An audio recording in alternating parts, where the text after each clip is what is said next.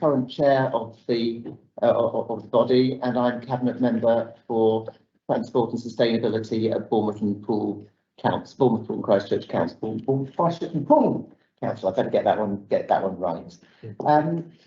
Before I start and before I ask people to introduce themselves, we do have one formal piece of business that needs to be done, which is that the chair and vice chair need to be elected on an annual basis. It's actually gone past the time when the current chair and vice chair were elected, and therefore, before starting the meeting, for any other part of the meeting, I'd like to ask whether people are content for us to continue as chair, as vice chair, or if there are any other candidates who would like to put themselves forward or propose. I propose that we do so.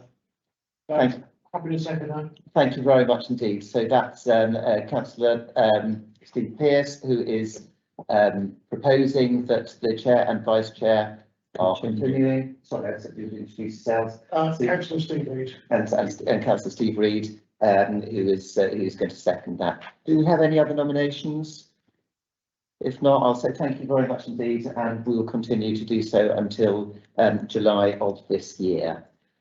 At that point, I will properly ask for introductions. If I may, please, it's a very large table, so I'm just going to ask the members of the board who are here to introduce themselves, and then as officers and guests speak during the meeting, if you could introduce yourselves at that point, that would be great. So I've already introduced myself. If I go this way, please. I'm David Gray. I'm the cabinet member responsible for environment and planning at GCC, Gloucestershire County Council, and I'm vice chair of the board. Thanks very much. Mark. I'm Mark McClelland, cabinet member for transport at Wiltshire Council. Don. Don Alexander, cabinet member for transport, Bristol. I'm Councillor Steve Pearce. I'm from Bristol, but today I'm representing Dan Norris As the Metro Mayor for West of England. Thank you very much indeed. Who is a member of the board in his own right. Then Ray, please. Yes, I'm Councillor Ray Brown from Dorset Council, cabinet member with portfolio for highways, travel, environment, climate change, harbours, and anything else the leader throws at me. Thank you. And Steve. Cabinet member for regeneration, environment and strategic infrastructure in South Gloucestershire Council. Thank you very much indeed. And to remind everyone that the meeting is being broadcast live. You'll see we have the speaker in the middle as well, so we may be asking people from outside as part of the hybrid meeting to be able to contribute to this as well. Thank you very much. So to move on, the first substantive item is the minutes and actions from the previous meeting. I think everyone has received those in advance. Can I just take it by exception if there are any items which are not coming up on this agenda which anyone would like to bring up? If not, I think that we are content with that. We should just go through quickly the actions that were required. The first one I can see is that Councillor Alexander and Councillor Gray were asked to work with officers on the recruitment process for both the lead officer and technical officers. And on behalf of the board, I'd like to thank them both very much for doing so, and the officers who have been working with them, because it does clear that we're making extremely good progress towards that. And I understand maybe Councillor Gray or Councillor Alexander, you just want to give us a very quick update on the process for the chief executive or lead officer. I think the key point is that we have a draft set of responsibilities against which we could recruit, and that we're at the point where I think we're about to go to market with that. So I think everybody's happy with the outline of the responsibilities that we're going to allocate to that role and the scope of the work allocated to the role. And therefore we will look to make that go live with that. WACO are going to be our officers who are going to help us with that recruitment process. We'll go live with a view to trying to find an individual, elicit some interest in that role, and move forward. Thank you very much indeed. And as we identified at the last meeting, there is a real role as STBs become more and more prominent in the in coordination between between constituent authorities in being able to coordinate the funding bids to government, DOT, as we move forward on this. It does seem as though to have somebody in that lead role is going to be the way forward for us if we wish to progress at the speed that we want to. So again, thank you very much. Consistent with our ambitions, because we've got a lot that we need to achieve, and in order to attract the level of support that we need to do and the level of interest in the work that we do, I think it's entirely appropriate that we have somebody of kind of calibre that we're looking to bring on board. Thank you very much, and I know the board has previously acknowledged and received that approach well. So again, thank you very much to those that have been leading on that. The next action I have was regarding the strategic transport plan and the need to review the timetable in line with the National Highways initial report, which was due in October, November. We understand, James, that has been put back slightly, and we will get a report from National Highways, but that will be covered in the later item on the agenda. And I don't think there are any other actions that we need to bring up now, are there? Okay. So in that case, is everyone content then that the minutes are correct and that we can sign them accordingly? Yeah. Thank you very much. Everyone has voted on that one. Item 4 on the agenda is public participation, and we have received a number of questions from a member of the public, David Redgewell, thank you very much, who is not with us today, but those questions have been submitted. They are on the website now with the answers that have been provided, which the board has all seen, and I certainly am content with and hope that the board are as well. Thank you. Moving on to item 5 on the agenda. This is the paper we have in front of us, paper D, on alternative fuels, and there is additionally an appendix which gives the fuller report as it comes through. Can I ask you first of all, James, please, to introduce that, and I understand that you've got a consultant who you'd also like to introduce.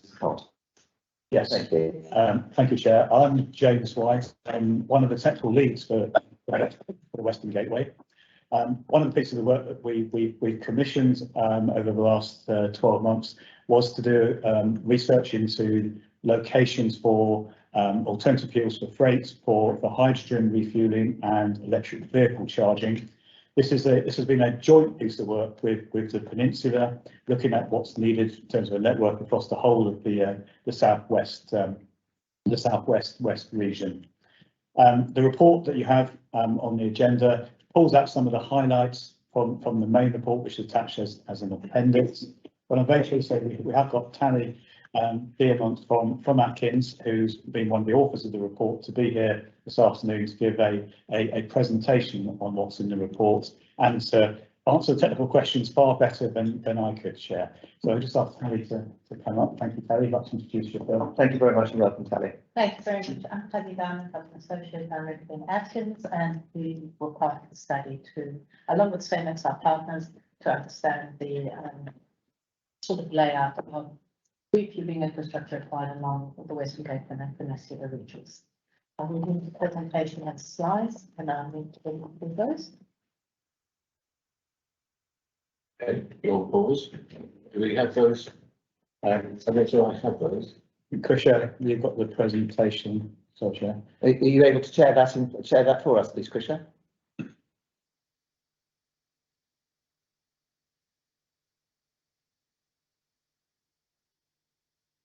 If it's going to take a moment, I can start. would you like to start while Krisha's getting those slides up and ready? Yeah. Sure, of course. So the background to the study is a follow-up from a study that we did in 2019 for Midlands Connect, to try that's Atkins and Phoenix, again, to understand the uptake of alternative fuels and in the regions by 2040 in response to the net zero requirements, and also the location of potential infrastructure for refueling to allow for that alternative fuel take up to happen. There were several elements. If we can go to the next slide. Thank you. Yes, so the study included stakeholder survey. Could you hold on just 1 second? Sorry, I think you want to do the, Apologies. not at all. Thank you, Tanya. No problems at all. So there were several parts to the study. There was a stakeholder survey and workshops to understand the industry's take and main stakeholders. There was a forecasting approach and then identification of high-level cluster locations for refueling infrastructure. And then in 2022, beginning of this year, we undertook the same study for Western Gateway and Peninsula, along with other STBs. We're doing the same work with TFSC and others. The idea is that we have a consistent approach across the STBs to understand the landscape for and the locations for refueling infrastructure to allow certainly the freight industry to upgrade to more fuel, sort of net zero vehicles. Next slide.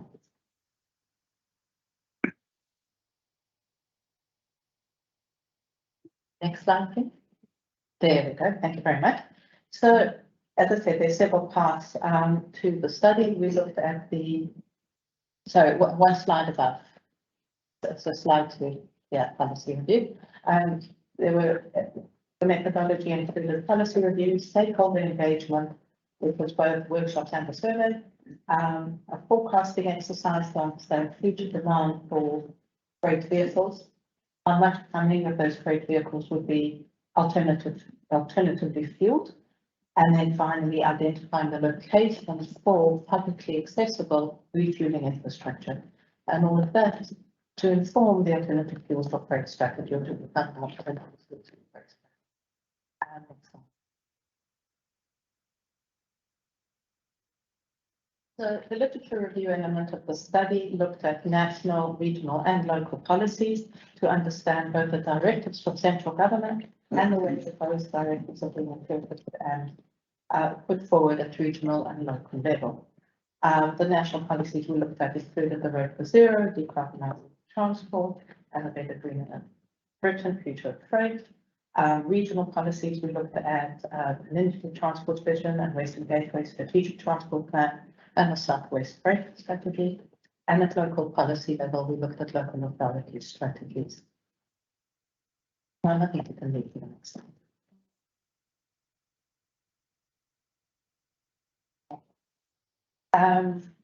So the literature review showed us several things. At the national policy level, there was obviously clear directive for government, net zero, and a ban on the sale of internal combustion engines by 2035 for smaller weighted freight vehicles, and by 2040 for the heavier weights with greater lower than 26 tons. So the targets are there, the policies there, directives are there, but it was up to the regional and local authorities to make that happen to a larger scale and to implement those policies. On a regional level, some elements around the freight-specific policies are still emerging. However, the ambitions are clear, and also collaborative work and established. As you can see, we did this study between Western Gateway and Peninsula, and we're building the freight industry and other important stakeholders. At local policy level, there is less information on specific freight-related policies. However, there is a commitment to decarbonisation. There's a recognition that transport is a major part of the overall net zero story. Transportation does sort of contribute quite a bit of the emissions. Some say the most, but some sectors claim otherwise. But it's certainly, one of the more carbon emitting sectors, and so decarbonising and having a sort of cohesive decarbonising strategy across transport is important. Freight is one part of that, so the only part is important to sort of promote sustainable transport and also active mode where relevant. But the alternative for the freight industry, it's the alternative fuel aspect of things that's an important element of the decarbonisation strategy, and hence the study. The next part of the study involved engaging with our stakeholders. Sorry, it's the next slide, please. Thank you. Yeah, we held stakeholder workshops in July with representative bodies, with local authorities, with industry stakeholders and the program lead. We set a number of key questions that we solicited answers for and coordinated those answers. We conducted a survey of freight and logistic organisations operating in the Southwest to understand their concerns and their likely uptake of alternative fuels in their fleet. The workshops were very valuable. They gave us an understanding of how government decarbonisation and the electric vehicle strategy is being developed, is being interpreted and developed, and what the potential on that is for alternative fuel vehicles. The survey, on the other hand, had limited responses. We actually extended the survey in order to allow for more responses, but I think it was 9 responses in all. They were from important stakeholders, so we haven't discounted that, but we should have more respondents.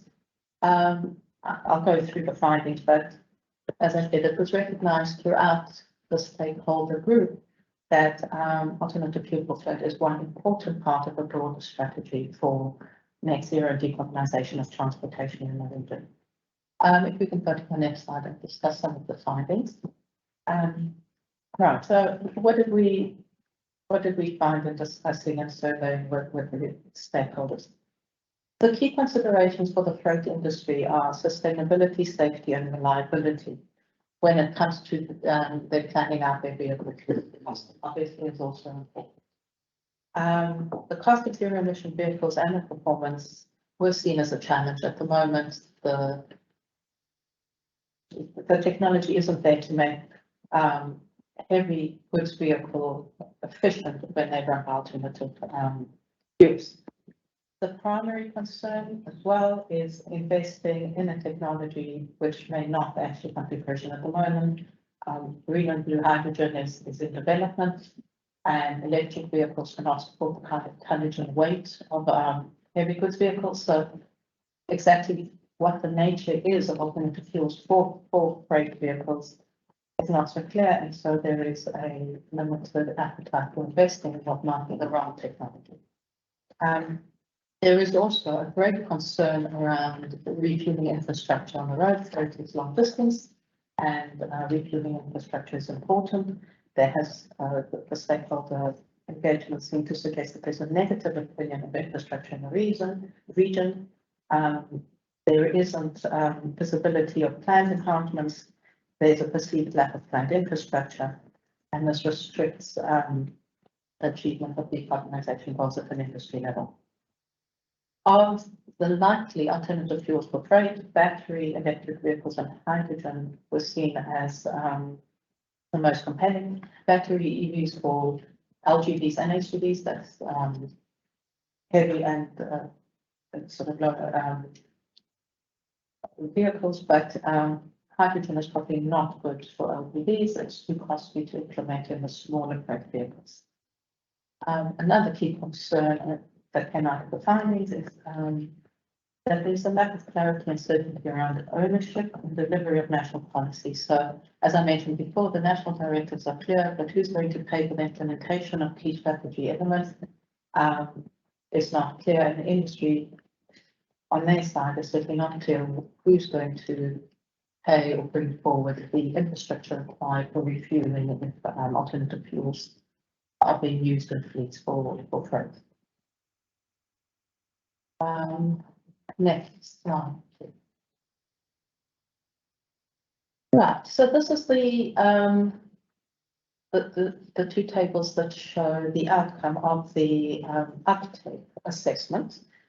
There were several steps in identifying in the first instance, the number of alternatively fueled freight vehicles in 2040 in the region, and that required understanding the current sort of the fleet size at the moment, you know, in the region, understanding the future fleet size, understanding the pathway of that, of converting that fleet to more alternative fuels, obviously to meet the directive of, directive for net zero, but the ban, the key policy element of the net zero strategy is a ban on internal combustion engine vehicles, the sale of those vehicles after 2035.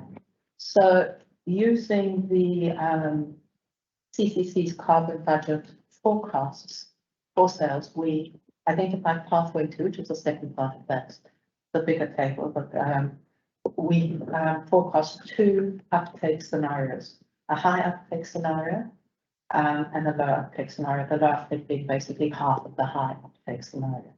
So the pathway 2, which is, as I said, the pathway required to meet the directives, it's not really more ambitious than that, assumes that by 2030, 100% sales of battery electric vehicles and HEVs by 2030, splits 80-20 between them, so 80 is battery operated electric vehicles, and then only battery operated electric vehicles from 2035. This is for LGV. As I said, there are cost prohibitions from using hydrogen technology in LGVs. And this is, as I said, based on the S curve in line with the ban. For HGVs, we've assumed that 90%, the 96% will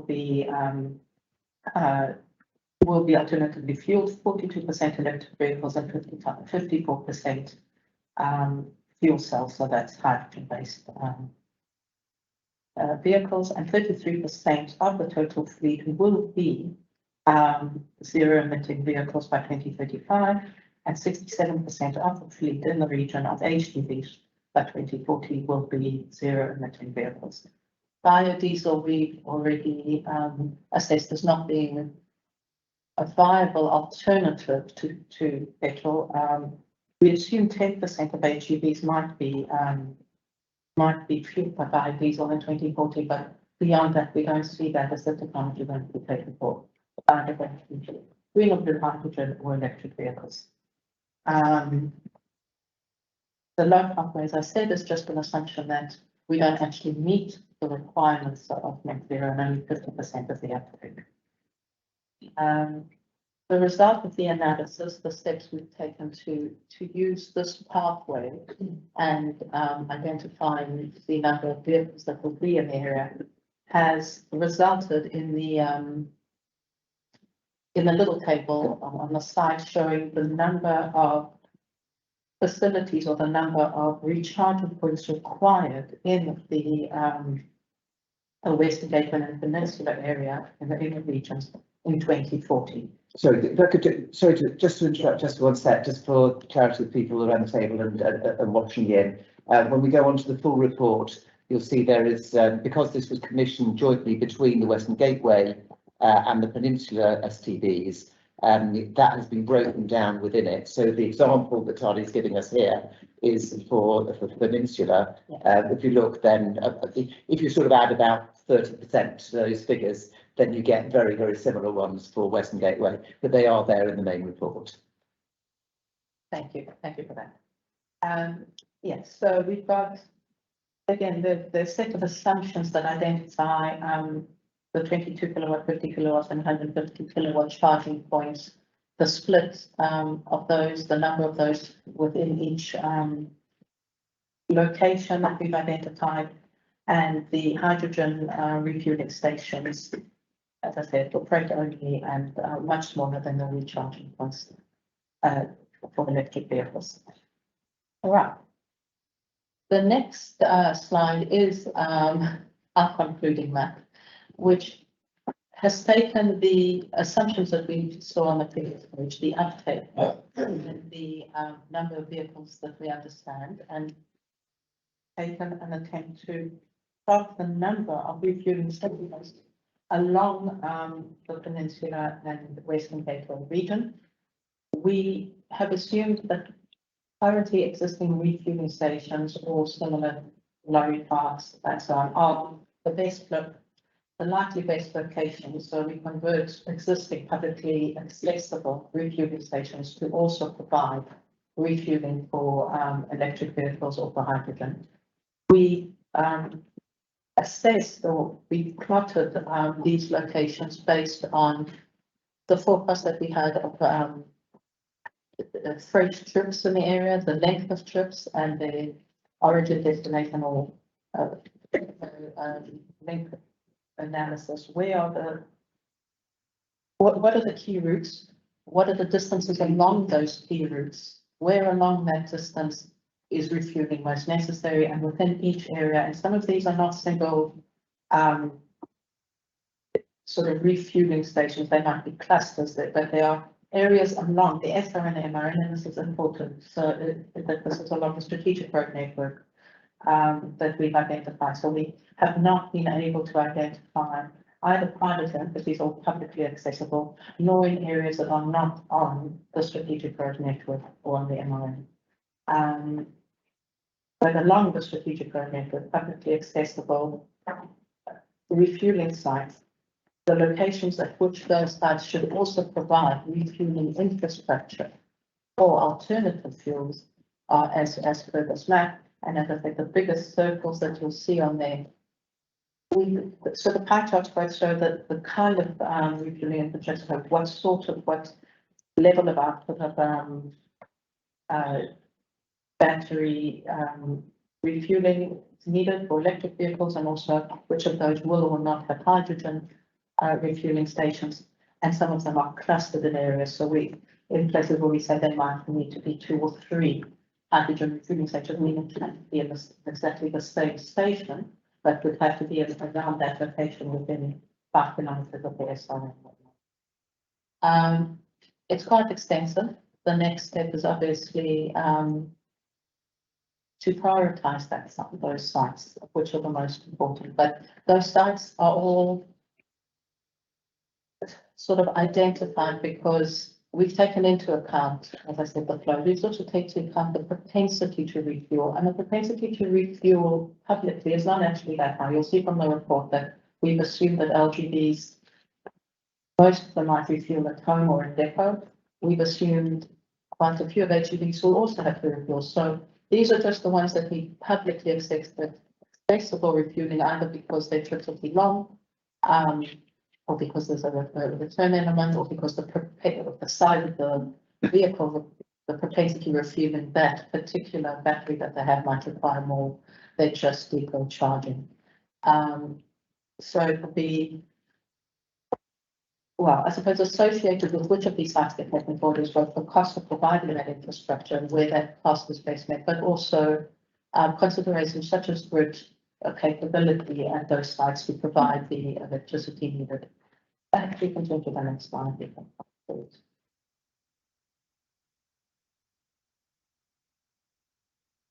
So what did we find? I already said this is sites that already exist as refueling sites to be converted to provide also refueling for alternative fuel vehicles. There's a reason that those sites, that current sites are based for providing this facility service of our parks, logistics hubs and so on, and that is partly around the capacity at the moment to accommodate HGVs, especially in LGVs, but also because they have the situation and location that's most applicable on the SRN to freight movements.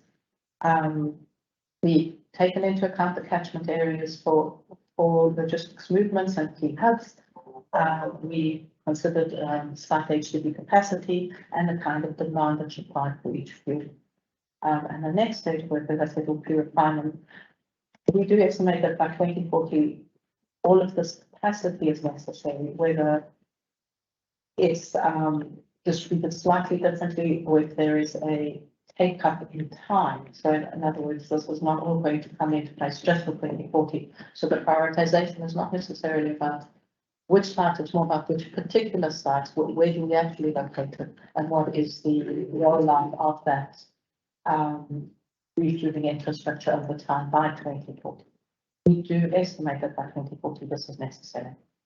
Okay, so recommendations, last slide. Obviously, a coherent approach to freight movements is beyond boundaries. although obviously regional freight strategies are very important, it's also very important that there is cooperation both across STBs, but also with central government and more importantly with the freight industry, partly to identify within government, whether it's local or regional or central, where the funding is coming from. We've obviously assumed that quite a bit of private company is involved in delivering this kind of infrastructure, as well as the technology to fuel the vehicles in the first place. But I think taking up ownership and then letting the industry know about that ownership is important. So communication and collaboration across stakeholders is important. Obviously, we don't want any sort of fault planning, so a cohesive refueling network across the regions is important, and having freight and logistics operators on board is important. This is a way not just to interpret and sort of deliver on national policy, it is also an opportunity to inform that national policy and policy funding requirements to roll out the strategy. We do need more work to investigate the potential upgrades required in some of these facilities, whether or not they actually can deliver the electricity infrastructure and the capacity of battery refueling that's required, so that part of the next work is to really understand if all of those sites are indeed refueling sites. Are there refueling sites that we've missed, especially that are not in the SRM or NRM, especially in deeply rural areas that are not at the moment mapped and are not near the SRM? They will still need refueling infrastructure, and we need to actually do not just desktop research, but on-site research into the location of potential refueling sites in very rural areas. And as I said, we want to prioritize the delivery over time and to scale it up over time to achieve the map that we want out there. Thank you very much indeed, Tally. That's been really helpful. And in particular, I just want to go back to where you pointed out that the difficulties that were seen by the operators who responded to the survey, and one of those, the glaring one for us, was the negative opinion of the current infrastructure and the plans for future infrastructure. And I think this is the major way that Western Gateway and Peninsula STBs will be able to contribute to that, to actually get the ball rolling, so that hopefully that confidence can come back, so that those investments can be put in. There are obviously going to be quite a few questions. It'd be great if it's possible for Charlie and James to maybe try and answer them briefly. Obviously, we have other things that we need to go through, but if I can go around to board members who already know that they're going to be at you. Steve. Yeah, thank you. I think you've actually answered my questions, but I'll ask them anyway. The non-SRN network, there's obviously considerable amount of work to be done in rural areas. What vision do you have for that piece of work to build into this piece of work? Well, we certainly recognise the necessity of doing that in terms of a methodology for that. So the information that we use here is all publicly available, and the problem is there isn't publicly available information on rural areas, because more than likely any recharging facilities that are privately owned. So the requirement would be to do some on-site surveys to identify both the take-up, so what is the propensity to use electric vehicles at the moment and what the likely future is in those areas. Part of it will be going to take up to understand their movements in those areas, but LGVs are also mostly private small businesses, so that, you know, to understand them will require sort of on-site surveys and a lot more sort of research into small business SME activities, and, you know, what vehicles do they use, probably survey them to understand how likely they are. Small businesses with 1 or 2 LGVs much more likely to comply by 2035, but, you know, or 2040 at least for them, because they don't need to sort of you know, get new vehicles by then anyway, as it's a very big, industry players where trading an entire fleet is very expensive. So we have some thoughts, but, exercise sort of direct research, into the area, but not using publicly available data sets, which just haven't covered this area. But that may be somewhere that the individual local authorities may be able to help out. I think it's also possibly the case that where we do have those smaller operators with just one or two vehicles, then most of the recharging will be, as you pointed out, it generally the case anyway, we've done at home depot, and there's obviously only a limited requirement outside that. Thank you. I think Ray, do you have a question? You didn't. Yeah, I've got a number of them actually. I'm interested in stakeholders because did you talk to the vehicle manufacturers? Well, not directly as part of the survey, but Senex had already spoken to them as part of their understanding of the likely take up and also where the thinking is around what the fields, which is why we've been able to sort of narrow it down to electric vehicles of hydrogen and rule out biodiesel. So there is some contact with manufacturers. Okay. There's no mention in the report about marine or the coaches. So I'm assuming coaches have been rolled into the HGV numbers, but you've got no mention of marine, which is almost certainly going to have to go hydrogen. So that needs to be part of the discussion that we're looking at. But most of us here have coastal areas, so we will have the need for that. I'm interested that there still seems to be this big push for electric vehicles, and I have grave concern over the future of that because we are already short of lithium, we are short of cobalt, and we haven't yet discussed how we're going to dispose of these when they become defunct. And I think that needs to be part of this programme. So that's missing out of this. And last but not least, I couldn't see one of those slides because they're too far away from me, which is why I tried to get it on here and disturb the meeting, so apologies. So I'd like to see the slides so I can look at them a little bit closer and then come back to you with some written comments, if you don't mind. Thank you very much.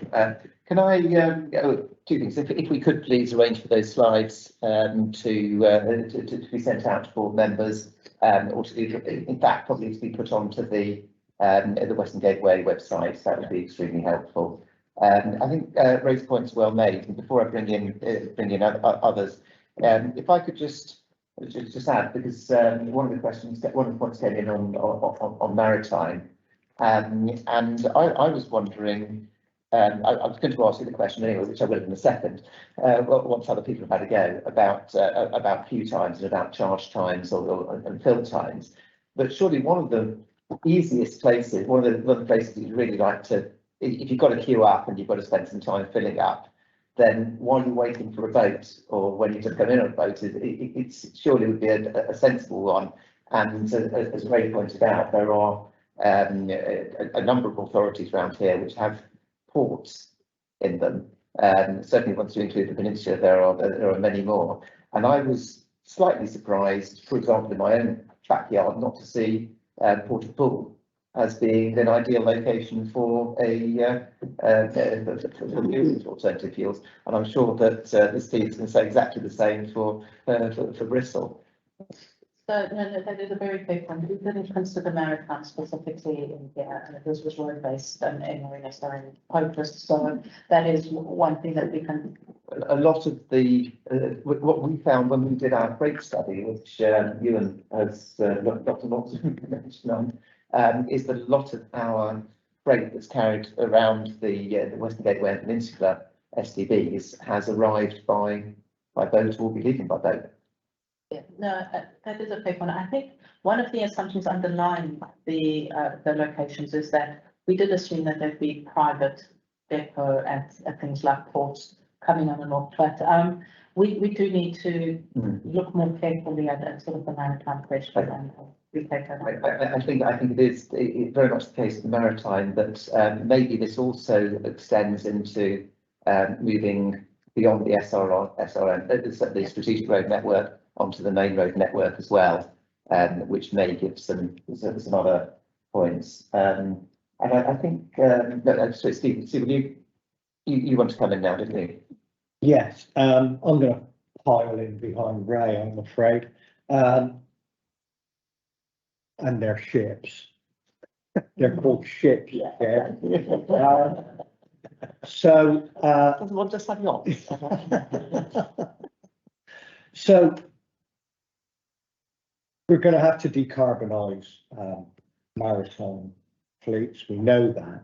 So it seems, in the interest of having anchor customers, and all new technologies benefit from an anchor customer in the initial rollout phase, and then the market will pick it up and run away with it. But having cores around large ports and docks where vehicles can fill up while they're waiting for their container to be hoiked out of the hold of the ship seems to make a lot of sense. There's been government policy around the coastal highway, which is nothing at all to do with roads and is everything to do with cross-decking from larger ships to smaller ships to distribute around coastal ports. There seems to be an obvious policy alignment there that we should fill in. And of course, many of our larger ports have got freight terminals, rail freight terminals as well. And so we need to consider the opportunity to decarbonise rail freight by hydrogen powered freight locos, because I understand that at the height of the fuel crisis, and it may still be the case, that most of the electric freight locomotives were taken out of frontline service. So there's yet another decarbonisation opportunity there and core customer opportunity. Now, rolling out all these different and additional alternative locations, I don't want to ask the map for of the location back up on the screen at this point, because I need to raise the issues, the joint issues of potential planning gain. And of course, one person's planning gain is another person's planning blight. Yes, I used the B word. And in light of that, that very large open space in North Devon would be a concern. Not my concern, because I'm from the West, I'm representing Dan Norris from the West of England. But for anyone in North Devon, anyone running a business in North Devon, I'm sure would be concerned about that. And at that point, I think I'm going to shut up for the time being. But maritime and rail are things that we need to look at now. Thank you very much. Very good presentation, though. Thank you very much. Thank you very much. I think those are very salient points. You're happy to take that away. I think the so maritime and rail and everything else that we are doing around the STB always seems to come round to interconnection and hub activity, multimodal. So I think it would make perfect sense that we'd be doing the same. And I think Steve's point on having an anchor customer with no pun intended is very, very relevant when we come around to the both the major maritime and the major rail locations. Right. Yeah, thank you. Sorry to come back. I think we need to also, I went to the NFU conference yesterday that was held in Dorset, and it was noticeable that all the farmers are saying what are they going to do for the future. So I think this needs to be part of the programme as well. And I also think you need to look at where we're already producing hydrogen, because in Dorset, both BCP and ourselves helped get a production plant up and working. That is now up and working. It's so successful, they're sending away for bigger electrolyzers now to produce even more. So that needs to come into the equation because obviously And again, I don't know whether it's publicly, I don't know whether it's in a public domain, so I'm not sort of spilling any beans. Southern Gas Network are already looking at hydrogen production in the Hampshire area, and they're going to be putting 20% of the hydrogen through the gas pipes, I believe by 2025. I'm lucky enough to live in an area where that's going to overflow into my area. So we have hydrogen production there. And of course, underneath the sea, we have massive chasms that will act as hydrogen storage. So again, this is all part and parcel of what we're looking at as to where it needs to be produced as economically as we can, because 40 years experience of the heavy truck industry tells me that the truck industry won't move until they've got the facilities or the planned facilities, which is why it's so important we get this right. Sorry, Chair. No, not at all. And once you can start powering us all by Yorkie bars, then Ray's will be very happy indeed. We are running out of time a little bit. Mark, very quick points. yes, Mark May. And then Firstly, very minor, there's a lot of references to Wiltshire County Council, which hasn't existed since 2009, so they probably need to be amended. More substantively, the map has quite a west-east feel, and obviously we've got the M4 Dorset Coast study reporting back soon. I just wonder, is there going to need to flex and amend that depending on what they come back with? Which study did that? The M4 Dorset Coast study, the National Highways, I think. I think we'll hear a little bit more about if you'd like to hang on to the for a couple of agenda items, then hopefully you'll hear a little bit more on that one from National Highways. Thank you. Thank you.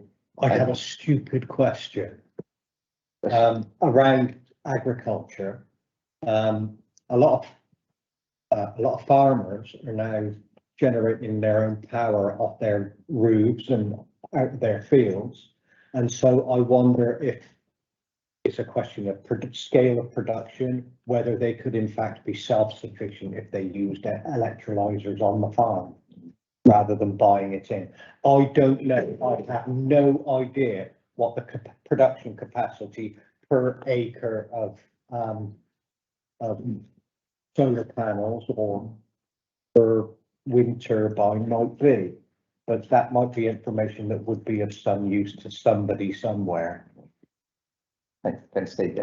I did say it was a stupid question. It's not a stupid question at all, mate. It's, I've got just one sort of slightly puzzled point to make, and one question, if that's all right. It's the distribution between Peninsula. Obviously, you've done this on behalf of Peninsula and Western Gateway. We see from the numbers of demand that Western Gateway has significantly more demand, is going to have significantly more demand than Peninsula, and yet when we dig into the report, it talks about identifying, I think, 60 sites in Peninsula, 39 in Western Gateway. When it comes to the cluster sites that have been suggested, it's, I think, 16 or 17 or something in Peninsula and only 11 in Western Gateway. Does that mean that we're now looking to where else we will find some within Western Gateway to make sure that this works possibly, the books correctly? That's part of it, and the other is maybe they've been clustered in the Western Gateway region, so that. Our distances are less. Thank you. Yeah. And the second is, as I mentioned earlier, is about queue time, because what I just have no idea when let's just take an HGV coming through and filling up with diesel. How does that compare the time taken to fill up with diesel and get your cup of tea in the Yorkie bar, compared with filling up an electric HGV at a 150 kilowatt charger or a hydrogen powered vehicle of the same size? Because clearly we are not going to have as many stations here as we would petrol stations around the country. What work is being done to ensure that the queue times are not going to be too significant and therefore be a break on the technology moving forward? So that is a very good question. Thank you. Embedded in the model for both the capacity of recharging and how many at each location are assumptions around queue times. I don't have the model in front of me, so I don't know what they are, but They're in there, so we've discussed the fact that it would be rapid, rapid charging and so on. So, yeah, there are assumptions, again, there are assumptions, but it's based on, I think we cover up the assumptions that we made around the likely technology of future batteries and so on, but we have made some current assumptions based on what we know about battery. We think both the materials and weight of future vehicles will be like, and the size of the batteries involved. And so when we give a split around the 20 to 150 kilowatts, we have taken into account a level of Q-ton and turnover over a day of how many those facilities can take. And I think I'm not exactly sure how the model limited it, either an assumption on time or a limit on Q to make sure that it would be the next facility. Partly because of that, there are so many sites required along the key corridors, because we haven't assumed that we want to totally feed that back onto there. Sorry. Thanks very much, Tanya. I'd be interested if maybe later we're able to do so. Thank you. Well, so thank you very much indeed, Talia and James. My car used up 47% of its power coming up here today, so I'm hoping with the drop in temperature I'll be getting back. Otherwise I'll be on duty to try and work out where to get a station in as we come through. But yeah, thank you very much indeed. Thank you to the board for that as well. And clearly this is the right way that we can move forward as group. And I hope that you'll take back what we said now in the next iteration of this, because I think maybe in a few months' time we would like to see so. Alice. Just a quick one. We put some comments in, but I noticed that there didn't been any particular addressing of those in the draft. But one of the key points that we pulled out was about the higher capacity, that higher kilowatt points, because actually you focused on 50. National highways, what is it? Actually, there'll be a much higher level. So. Yeah, just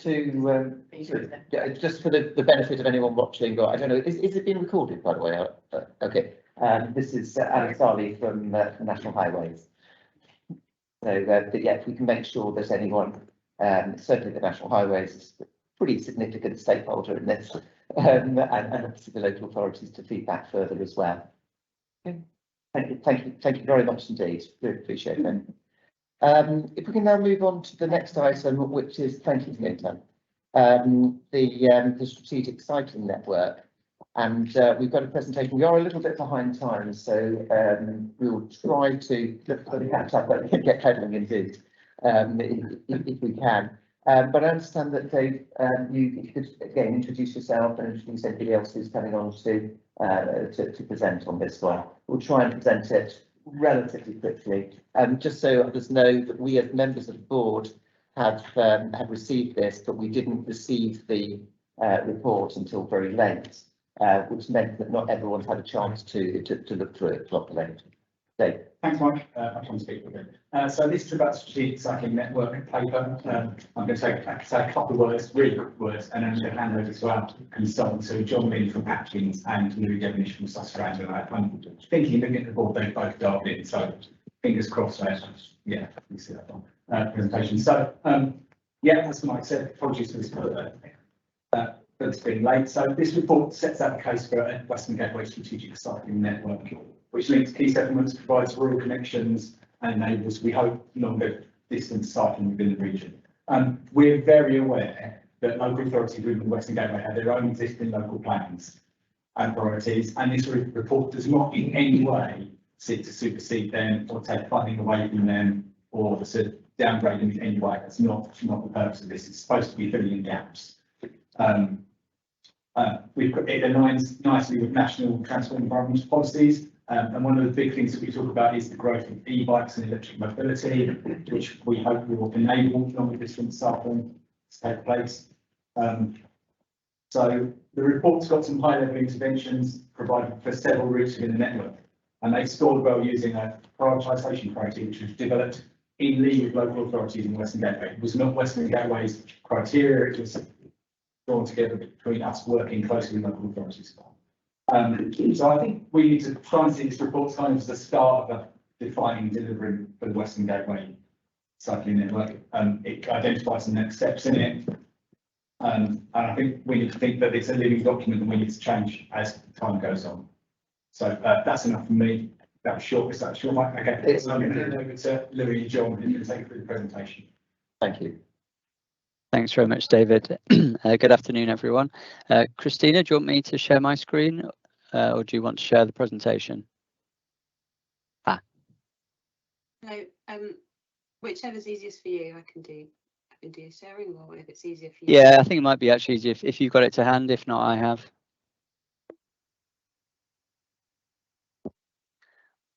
Okay, I will just set that up. Hang on. Yep, no problem. Thank you.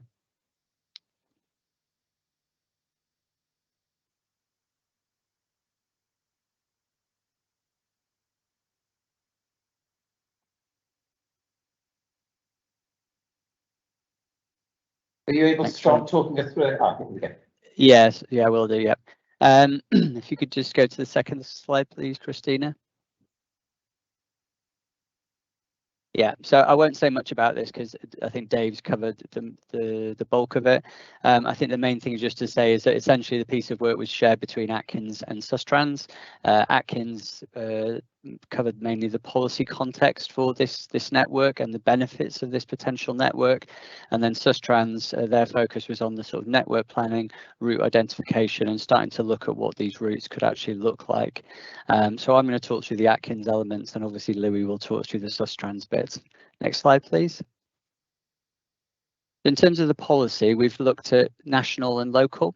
And in terms of national, it's predominantly a transport policy. So we've looked and we've talked about gear change, which is the government's sort of cycling action plan. It commits £2 billion of public money to cycling, and it also talks about design guidance, which I'll come on to, and sets out what do they want to fund, what type of infrastructure do they want to fund, and what are their wider plans for cycling in England.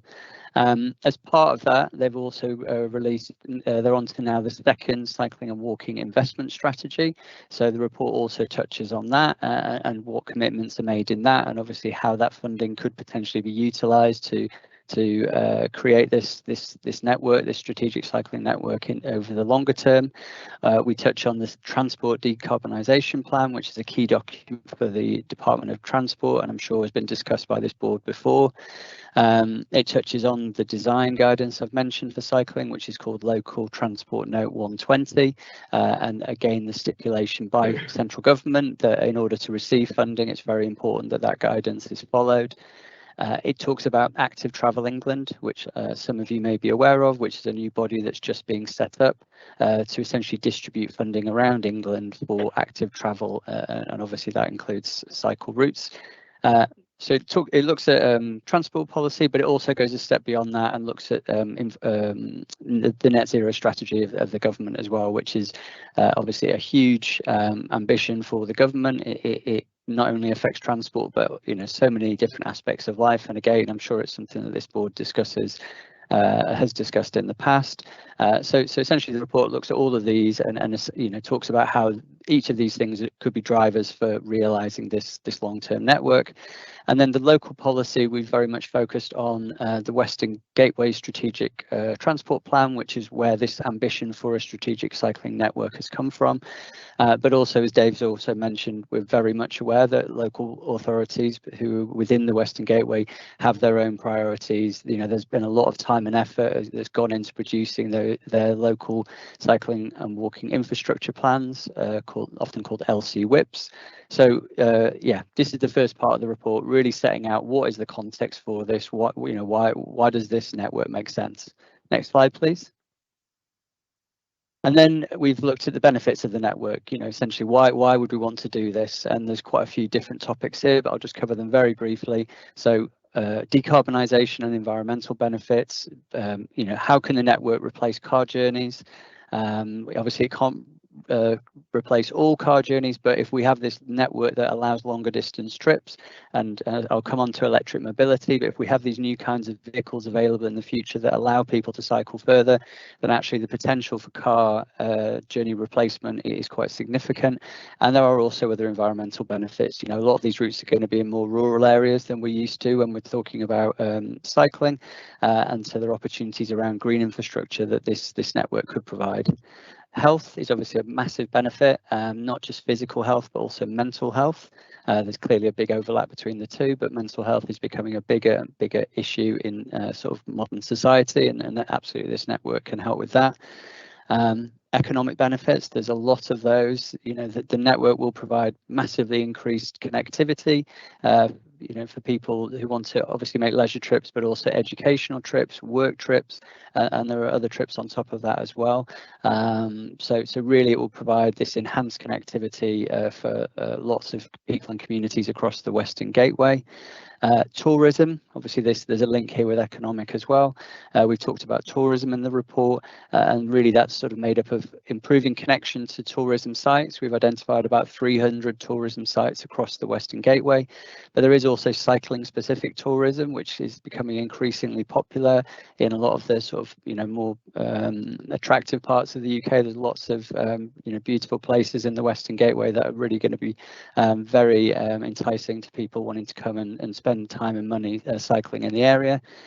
And then we've looked at other issues like rail integration. So obviously the network can increase cycling, it can increase longer distance cycling, but integrating with other modes is really, really important. So we've looked at what would need to happen to integrate the network well with the rail network in the Western Gateway, whether that be accessing the stations themselves, whether that being storing cycles at the stations, and even looking potentially at something like a public bike share and the integration of that with the rail network in the Western Gateway. We've looked at mobility hubs and future transport zones, which again I'm sure is something that some of you will be familiar with. There's various projects within the Western Gateway that are looking at these type of projects. And again, it's just thinking about these multimodal journeys. You know, we know that transport's very complex. We can't always replace a journey with one type of mode of transport. People use transport in a very fluid way. And the other big opportunity around modal mobility hubs and future transport zones is electric charging. If we are going to get more electric bikes, electric cargo bikes, and even electric scooters, and those vehicles are going to need to be charged, and those hubs and those future transport zones provide that opportunity. And as I've mentioned a few times, electric mobility, the report talks about this because clearly this could be a real game changer for something like a strategic cycling network, where we anticipate people making trips far beyond what we would normally talk about, so potentially sort of 10, 15, maybe on occasion even more miles than that. We've looked at how those electric mobility is evolving. What are the trends there? You know, what can we expect to see in the future, and what impact could that have on the network? And before I hand over to Louis, I guess I would just like to add that we've talked about these benefits, and we've tried to provide recent data, relevant case studies to really support these benefits and demonstrate how, you know, these could be achieved. So Louis, are you okay to pick up from there? Yeah, sure. Thanks, John. Could we go to the next slide, please? So yeah, over the next few slides, I'm going to provide just a summary of the method that we undertook to develop the network. So really the starting point for our network was identifying the key settlements in the Western Gateway area, really just to identify the centres of gravity for the region. And the way we did that was identifying settlements of 5,000 people or more.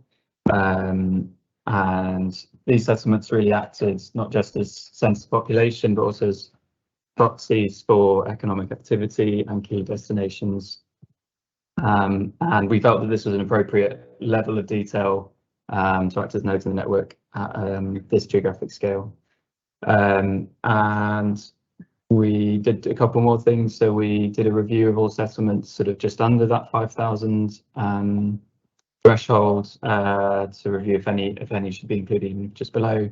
And we also included a few settlements just over the boundary, over the borders. So for example, Froomes, Swindon, Yeovil are all just outside the area, but included in our network.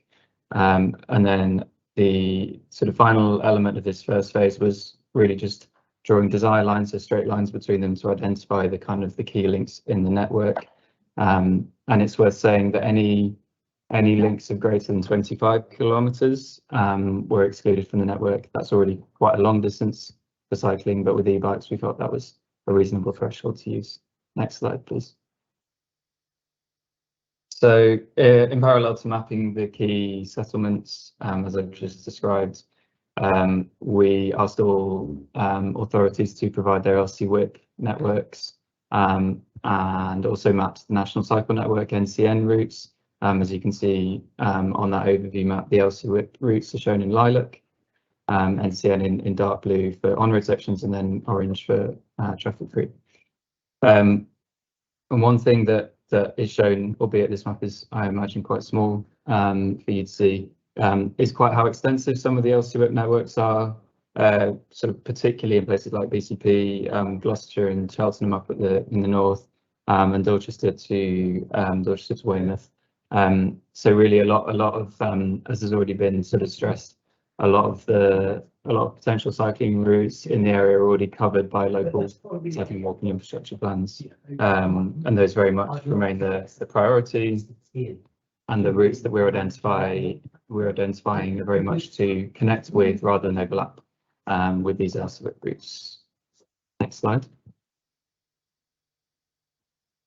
So once we had that kind of input data map, so the desire lines between the key settlements, and then also the kind of the LC WIP routes mapped out, we then carried out a high-level process to provide indicative alignments for these routes, basically sort of snapping those desire lines to the highway network or the public rights-of-way network where appropriate. And there are a few pieces of information we used to inform that. It was all done as a desktop exercise given the geographic scale. Yeah, but the few pieces of data we used were the propensity to cycle tool, which is a demand for transport tool that's sort of a standard input for LC WIPs. We used traffic data where it was available locally, and we also used the Department for Transport's route selection tool, again another tool that's integral to the LC WIP process. And the network that emerged from that was then presented at the first of two stakeholder workshops we did with local authority officers across the area, and then there was an opportunity for that to be modified as a result of their feedback. Next slide.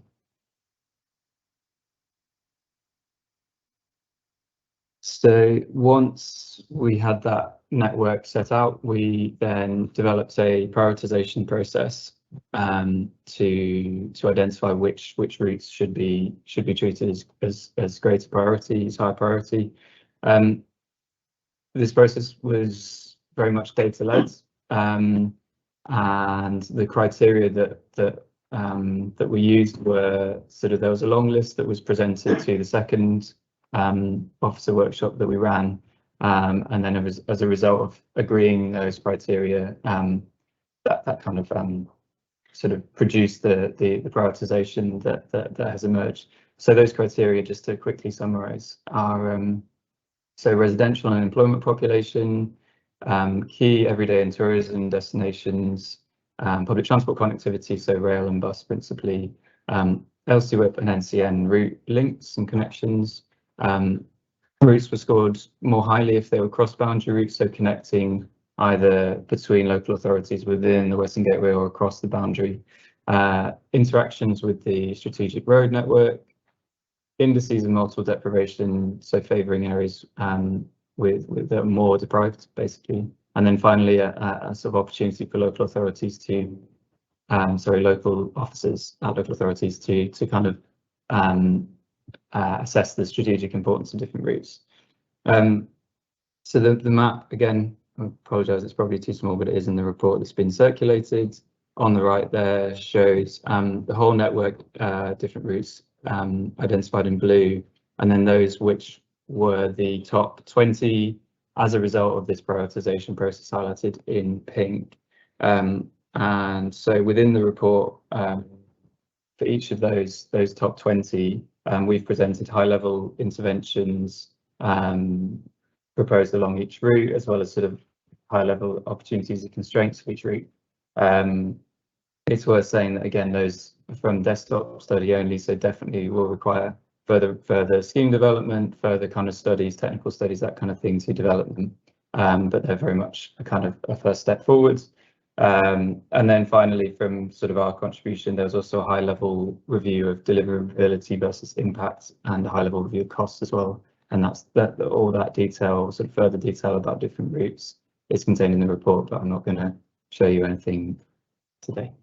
So yeah, that's all from my side, John. I don't know whether you've got anything you want to wrap up with. That's great, actually. Thank you very much to all of you for that. There are some excellent parts to this, and I particularly think that the board will welcome the opportunity to be looking at the strategic network across the Western Gateway, and also for the recognition of the work that's being done on the LCWIPs locally. And I think we now have a much better understanding about how this is meant to be linking up LCWIP and other areas, rather than so that it complements the LCWIP work that's taking place, rather than being any attempt, for example, to usurp it. I very much like the understanding that the e-bikes, the availability of e-bikes, development of e-bikes, is going to be really quite critical and very beneficial in the development of the strategic cycling network, and that people's likelihood of cycling, and certainly cycling slightly longer distances, is going to be so enhanced. I'm not 100% certain. I think that certainly when it comes to e-bikes, as opposed to cargo bikes or electric scooters, that the need to have recharging points for strategic routes is going to be very important. The majority of electric bikes now can go 100 miles plus, and I don't know about anyone else, but I can't do an awful lot more than that in a day. By the time you get home, I don't tend to use up all my battery in doing so.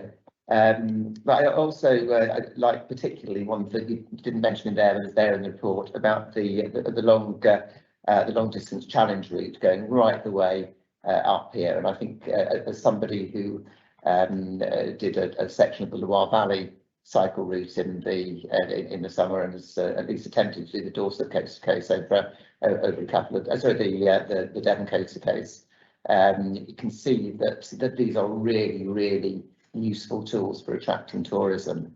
Where I think I've got a bit more concern about the report as it is, and it may be because of the list on the penultimate slide that we looked at, about the way that the routes were presented to you, is that there may have been some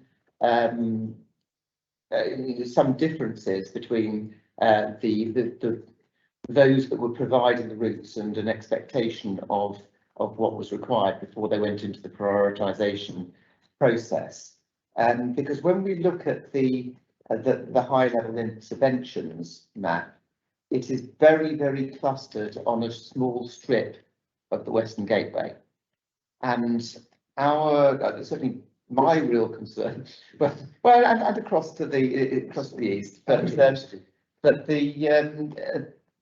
I think the important thing for all of us here in our shared ambitions is to ensure that more people across the Western Gateway get on their bikes. Maybe there is a slight misunderstanding that where LSWIPs are in place, where there's been Transforming Cities funding, etc., that those routes will necessarily be delivered. But they themselves are purely ambitions. We only had to hear last week how the TCF monies are likely to be restricted, and I'm sure that when Dave Glynis gives his report in a minute, he'll tell us about how difficult things are within DFT, and how they're having to reprioritise their spend in accordance with the financial envelopes that we now come across because of the inflationary pressures, etc. So I am very concerned that as a strategic transport body, as a subnational transport body, we are not presenting here something which reflects our desire across the whole area to the extent that I would want it to. In particular, I wonder whether through using the propensity to cycle model in its raw form, we are looking at routes which are already good and looking to making them excellent, rather than taking routes that are poor and looking to making them adequate in order to increase the overall spread. Because one of the things that we absolutely find, and we've identified in the report, is that when people start to cycle, that increases very quickly. Their wish to do more of their journeys by cycle increases very quickly. So to have that wider geographic spread, I think would be very important. And in particular, I would say that in identifying those top 23 priorities and then going further to suggest the physical interventions, maybe that wasn't quite the right route to take.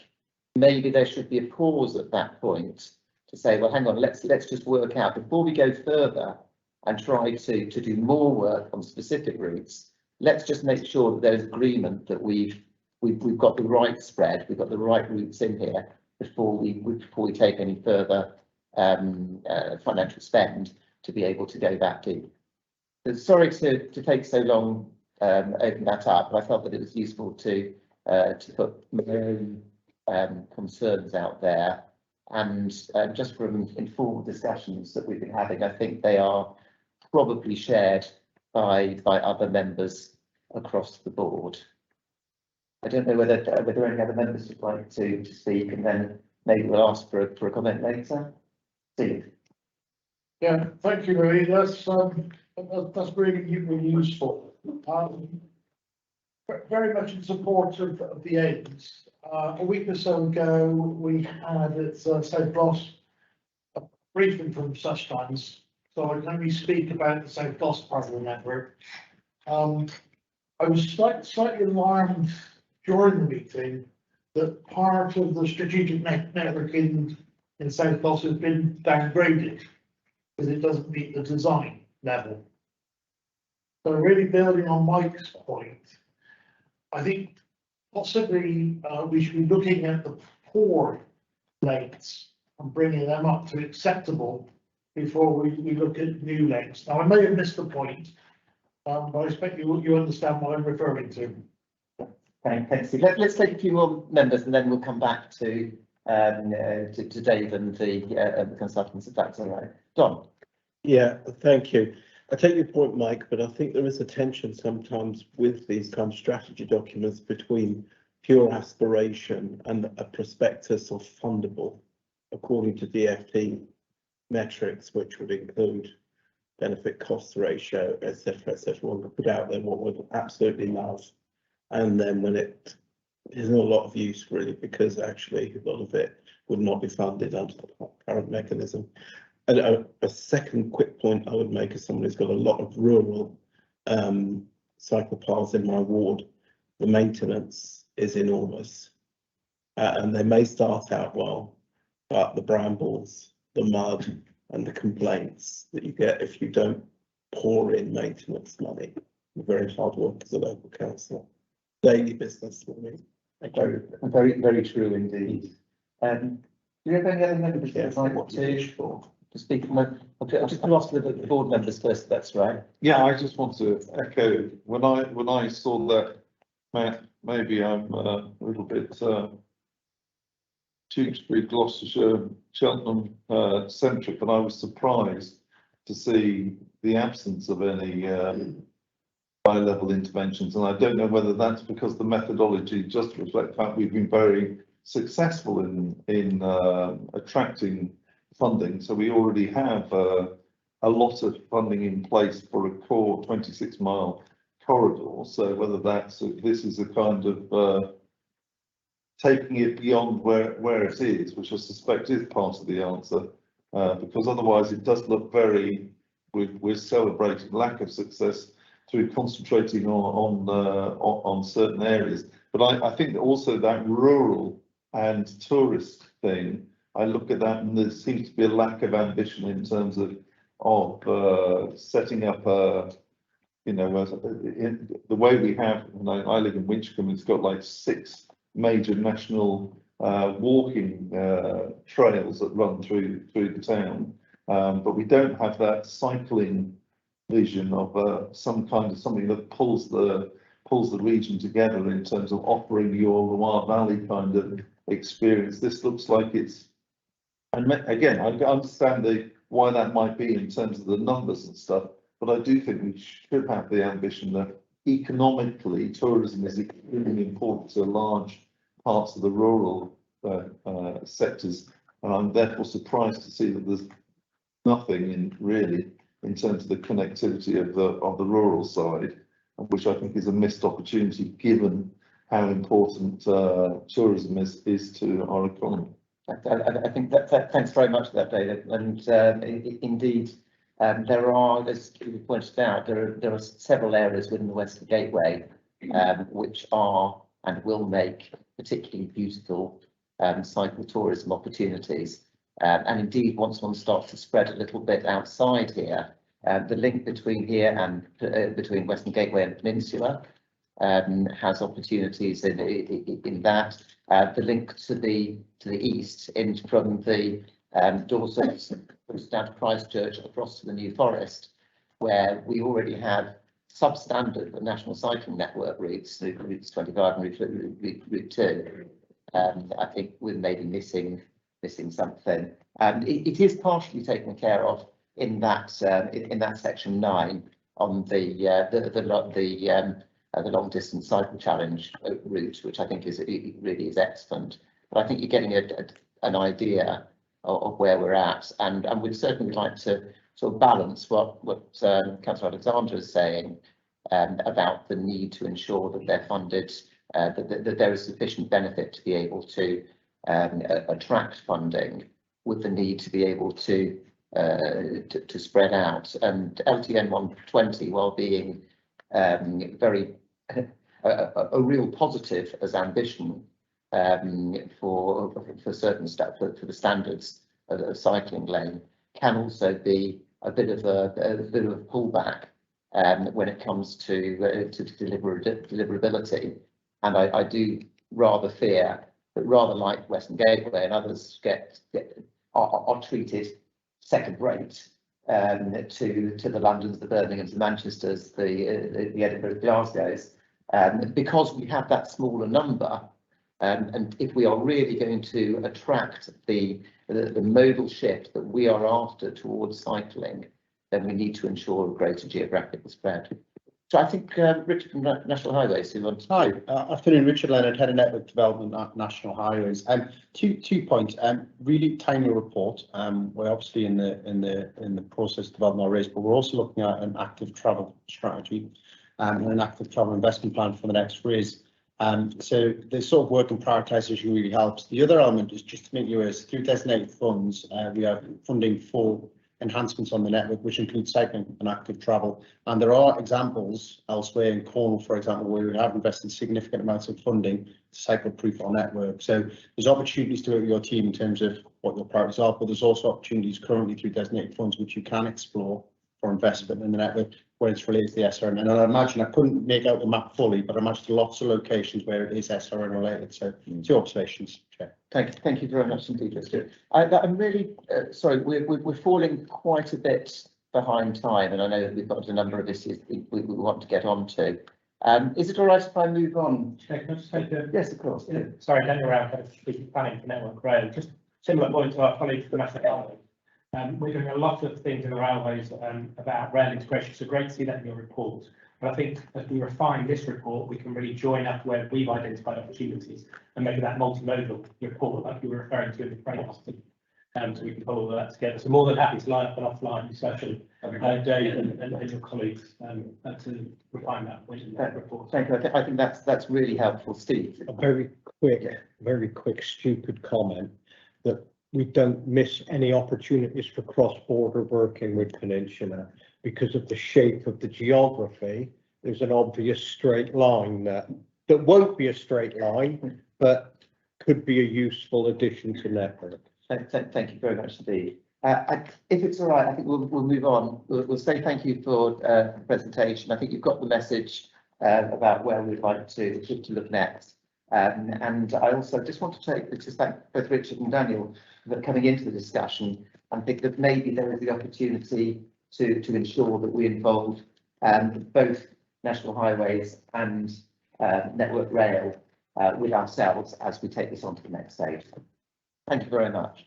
Chair, before we move on, if I may, one of the problems I face locally, and we were in conjunction with BCP, we were probably the first people to start bringing cycleways in the area in quantity.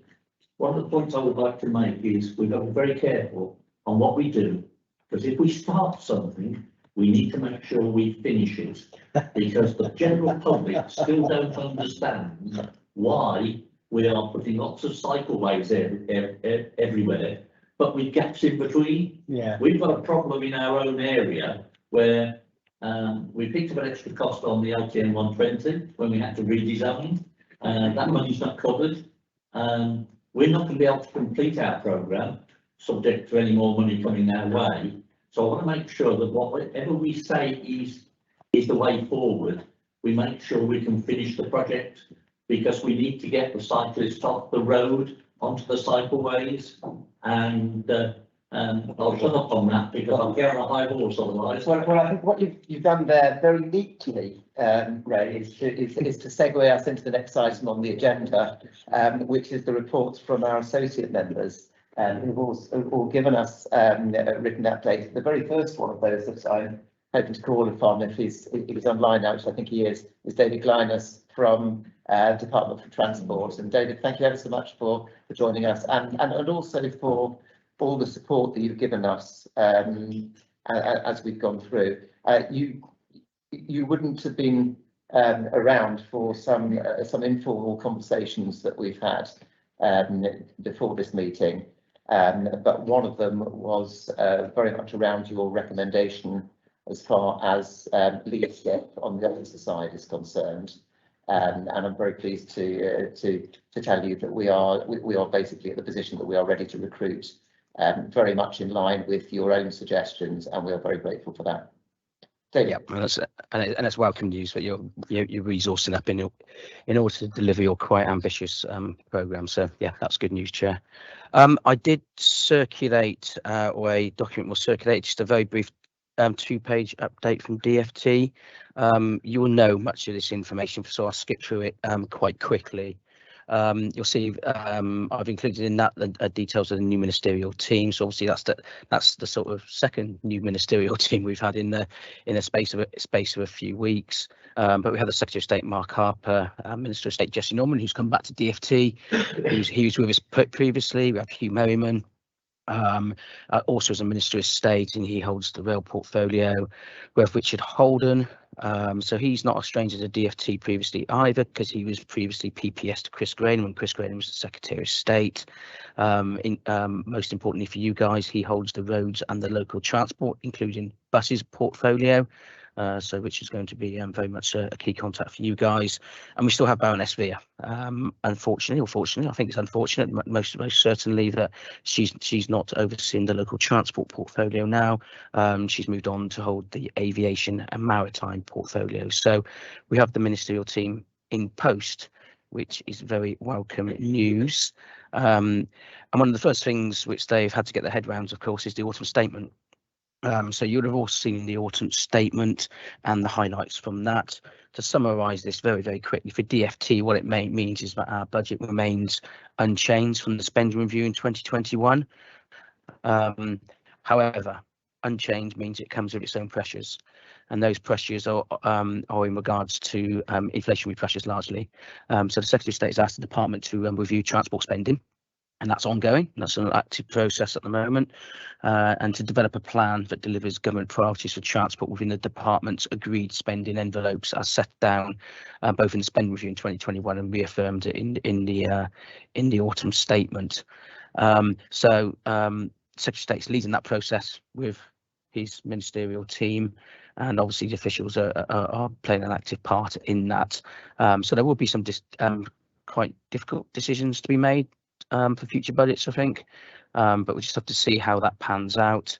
Timescales, we'd hope that something would, that would conclude prior to Christmas, but I think in all likelihood it's going to take a bit longer than that. So at some point in the new year, we will hopefully have more clarity on what it actually means for each budget line at DfT moving forwards for the next couple of years.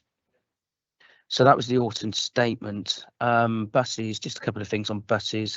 Bus fares pilot, you'd be aware of that. There's going to be a pilot for a £2 cap in bus fares, and a campaign for that pilot, I understand, is in the making, and is likely to be announced later in December. So that's a campaign to publicise that £2 cap.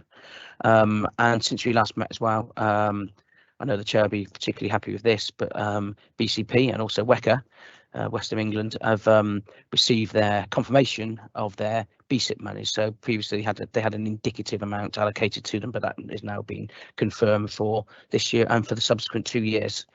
So that is recently announced. Active travel. So obviously we've just heard about the strategic cycle route study being undertaken on behalf of Western Gateway.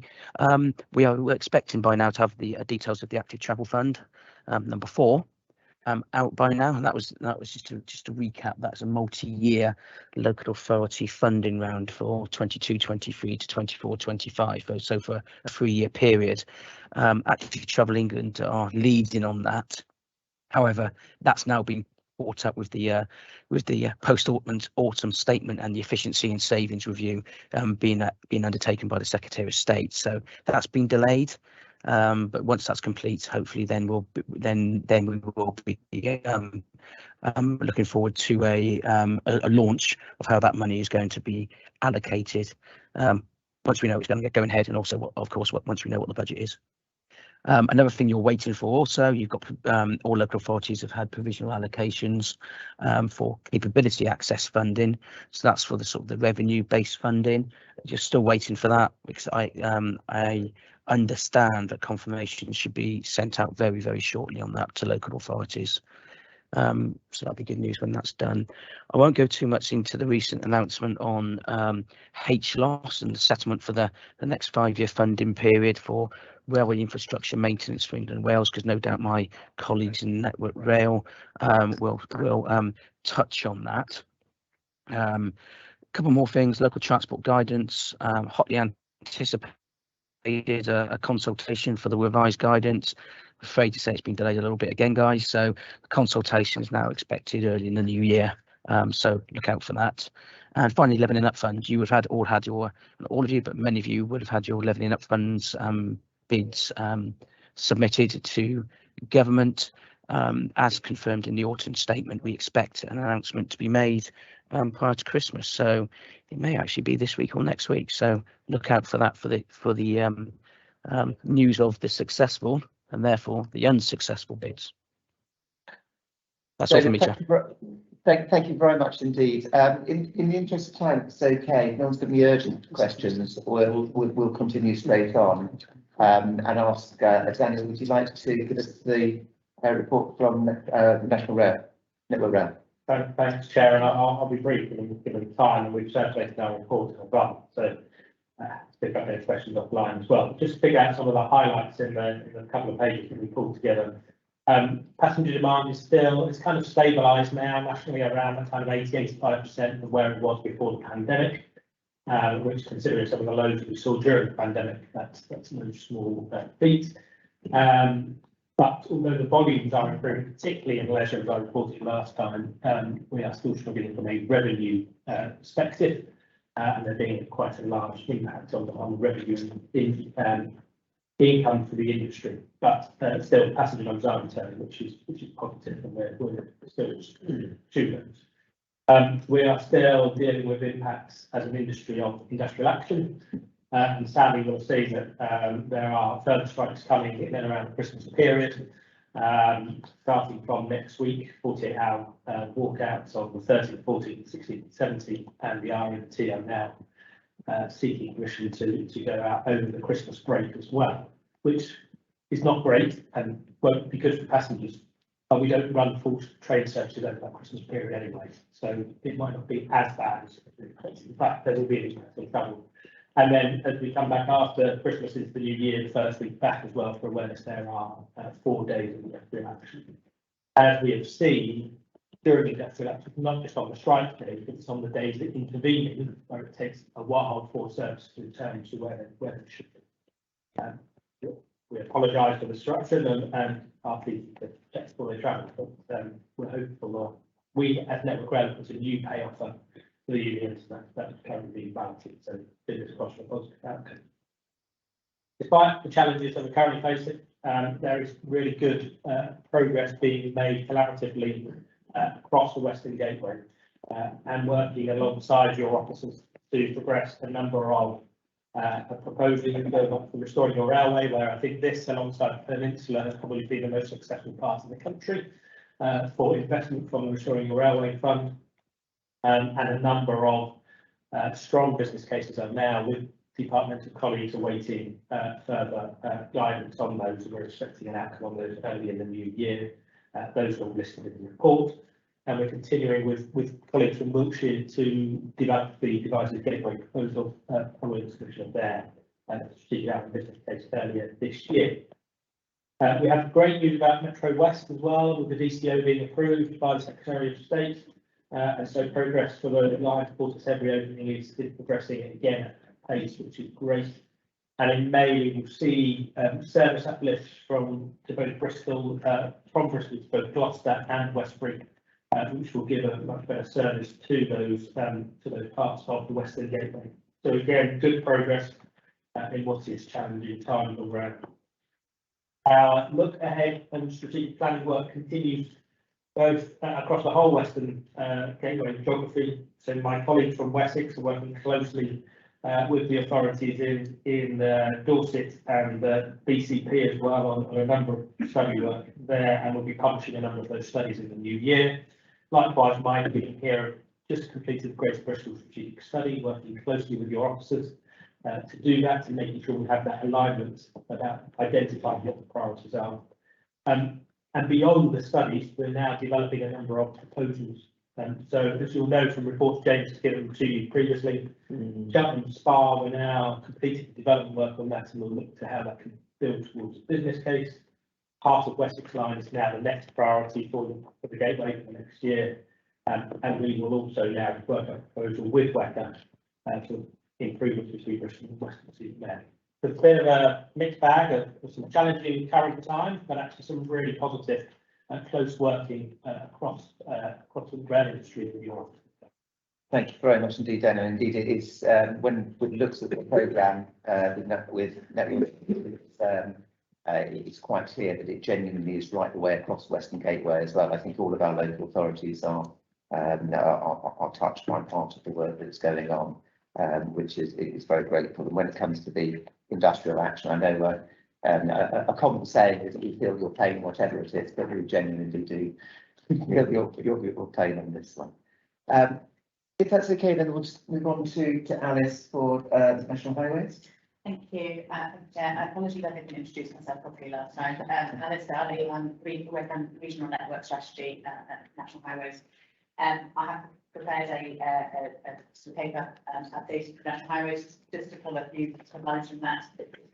On the three publications, we are advised that the most likely dates for publication of those, the route strategies, the initial report, and our long-term plans 2050 are looking likely to be published in late January. We are on hope.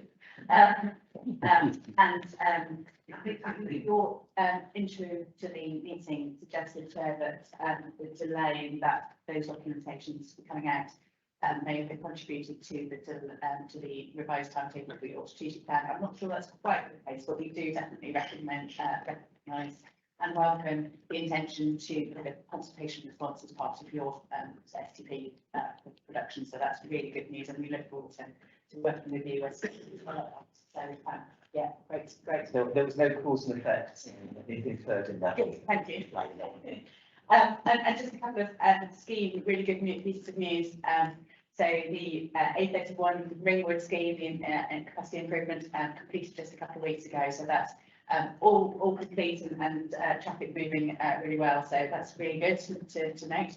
And the A417 air balloon scheme, missing link scheme, Gloucestershire, DCO application approved also a couple of weeks ago. So we're moving on into the site preparation and full construction starting later in 2023 on that one. So next year we'll start things really moving on that. Thank you very much indeed. And driven back from the airport through the Ringwood scheme on the A31, and again, extra thanks from me on that one. It is so much better than it was. Board members, is it okay if we move? Thank the external associate partners. Ray, you've got one. Yes, before we move on, if I may, can I just ask that we do stick to the January date? Some of the comments that are coming in from residents are getting quite blunt now. The MPs are on my back. I've just written to them to make sure that they're up to date. And can I congratulate you on the Ringwood work, which you completed 2 weeks ahead of schedule. Please take this the right way. Can we make sure in future roadworks we get the spellings right? Sorry about that. I couldn't resist that comment. But great work, and it's a fantastic project that you delivered. Thank you very much. And just before we move away from National Highways, Jason, would you just like to introduce yourself, because we do have a special guest here today. Yeah, hi, I'm Jason Hayes. I'm the regional director for the South West, which covers effectively Western Gateway and Peninsula Transport area. And I've been in post this sort of back end of month 4. You may have met my predecessor, Andrew Page Dove. I've met a few of you in other forums, but I look forward to working with you in the new year, and ultimately my schemes out are the ones which deliver all that good stuff that Alice talked about. We're very grateful for all three of you from National Highways being here. Thank you again. Now I'm going to move on to, and as we are rather late to doing so, on to our agenda item 8, which is paper A. Now this is our work programme and financial update. I don't believe, that there's anything that we really need to be updated on the financial side. So we have the report and everything seems absolutely in order. It's just the coach money that was shifted, which we knew about beforehand. Yes, thank you very much.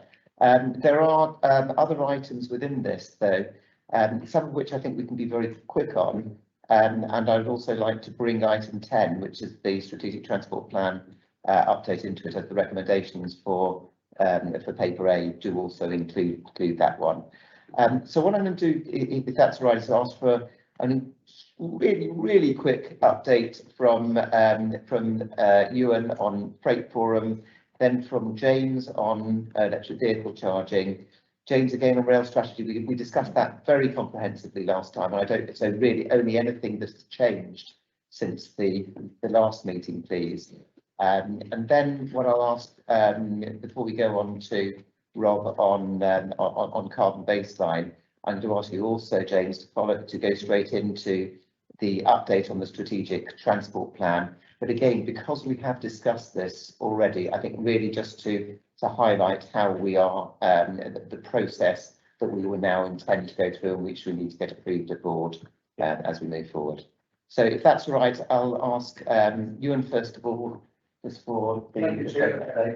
Ian Wilson, one of the technical leads at Western Gateway, and also transport policy for the Christchurch approved.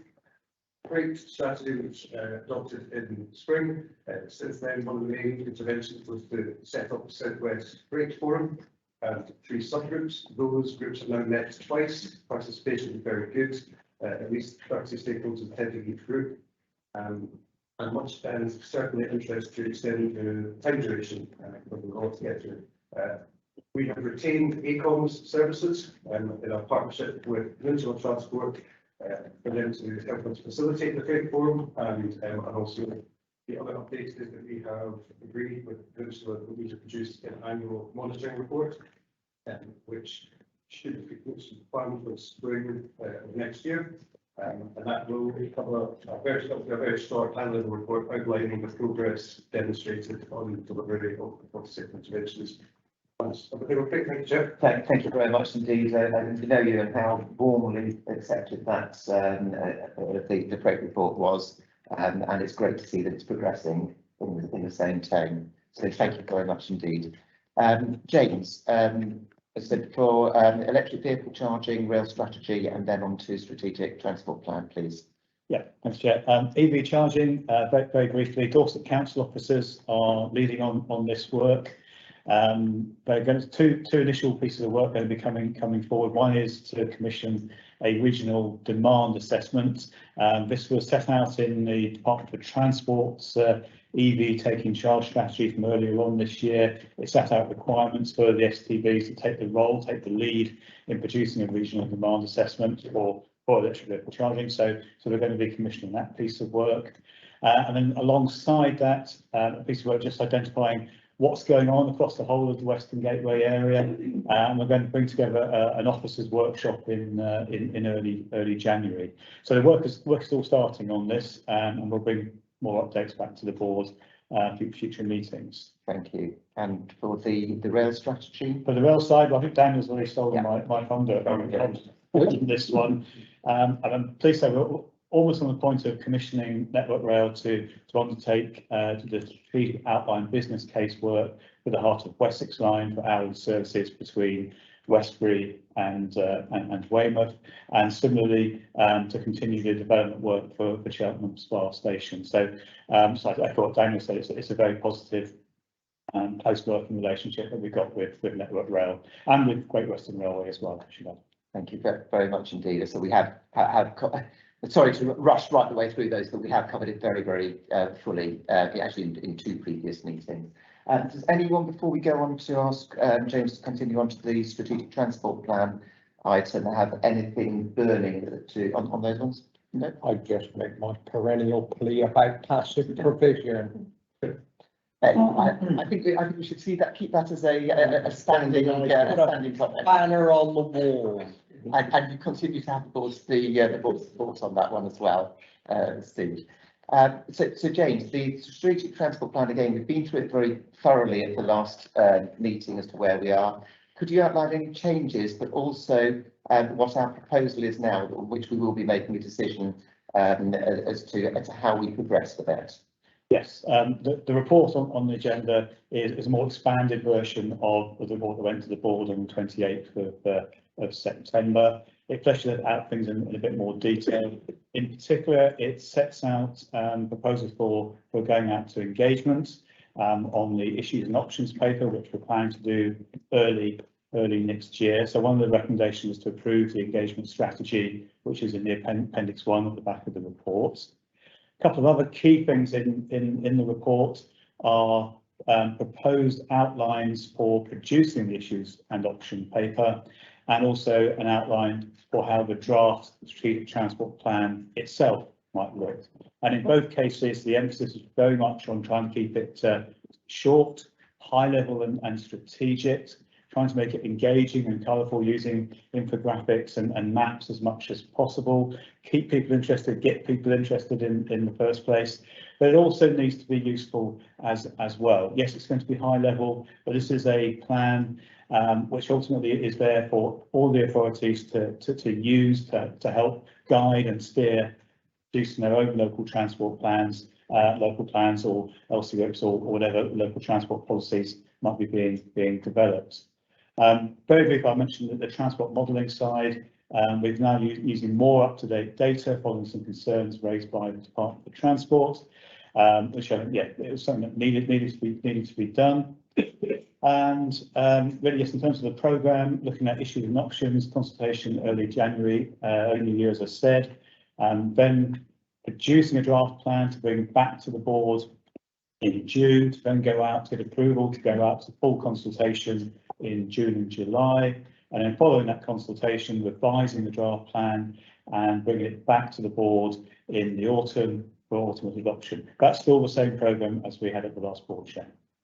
Thank you very much indeed, and we really do appreciate the way it's gone through. There is a lot more detail about how the issues and options consultation will work, and then how the consultation on the full plan will work. I think the most important thing for me, for us to take away on the strategic transport plan, is it both looks up towards Westminster for how we might get funding, but also down towards our individual authorities to give us the structure around that and to guide our own local transport plans to ensure that they also receive funding and fit in strategically in the best way that they possibly can with our neighbours. So I think a huge amount of work's gone out there, and I feel a lot more confident, although there has been the delay on this, the necessary delay, that we will come out with a strategic transport plan which is applicable to us as a region for a long period of time.